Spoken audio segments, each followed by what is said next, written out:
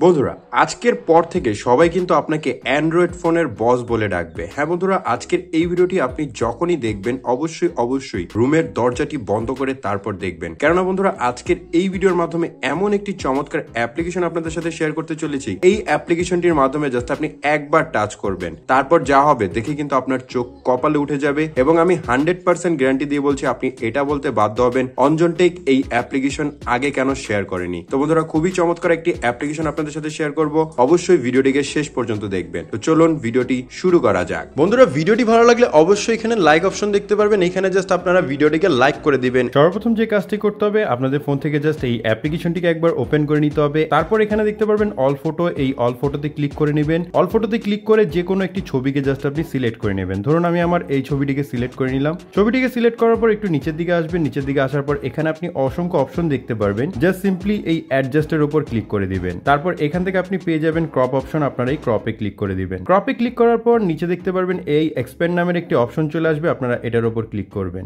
দেন এখান থেকে আপনাদের সামনে এরকম অপশনটি চলে আসবে। তারপর আপনারা এখানে কি করবেন, আপনি আপনার ছবিটিকে একটু অ্যাডজাস্ট করে দিবেন। ধরুন আমি আমার ছবিটিকে এরকম অ্যাডজাস্ট করে দিলাম। তারপর একটু নিচের দিকে আসবেন, দেখতে পারবেন নিউ প্রোম বা ইন্টার প্রোম নামের একটি অপশন চলে আসবে, এখানে ক্লিক করবেন। এখানে ক্লিক করার পর সিম্পলি আপনারা ভি করে ধরে রাখবেন। অবশ্যই এই যে লেখাটি দেখতে পাচ্ছেন, এই লেখাটি আমি আমার ভিডিও ডিসক্রিপশন বক্সে দিয়ে দিব, আপনারা সেখান থেকে কপি করে নেবেন। কপি করার পর জাস্ট এখানে সিম্পলি পেস্ট করে অ্যালাউতে ক্লিক করে নেবেন। অ্যালাউতে ক্লিক করার পর নিচে দেখতে পারবেন জেনারেট অপশন, আপনারা এই জেনারেটের উপর ক্লিক করে নেবেন। জেনারেটে ক্লিক করার সাথে সাথে কিন্তু দেখতে পাচ্ছেন খুবই চমৎকারভাবে এখানে কিন্তু ফটোটি এডিট করা হয়ে গেছে। তো আপনি নিচের দিকে আরো 3টি ফটো দেখতে পারবেন, এখান থেকে যে ফটোটি আপনাদের পছন্দ হবে সেই ফটোটি কিন্তু আপনি সিলেক্ট করে নিতে পারবেন। ধরুন আমার এই যে ফটোটি দেখতে পাচ্ছেন, এই ফটোটি আমার খুব পছন্দ হয়েছে, আমি এটাকে সিলেক্ট করে নেব। সিলেক্ট করে দেওয়ার পর জাস্ট আমি অ্যাপ্লাইতে ক্লিক করে নেব।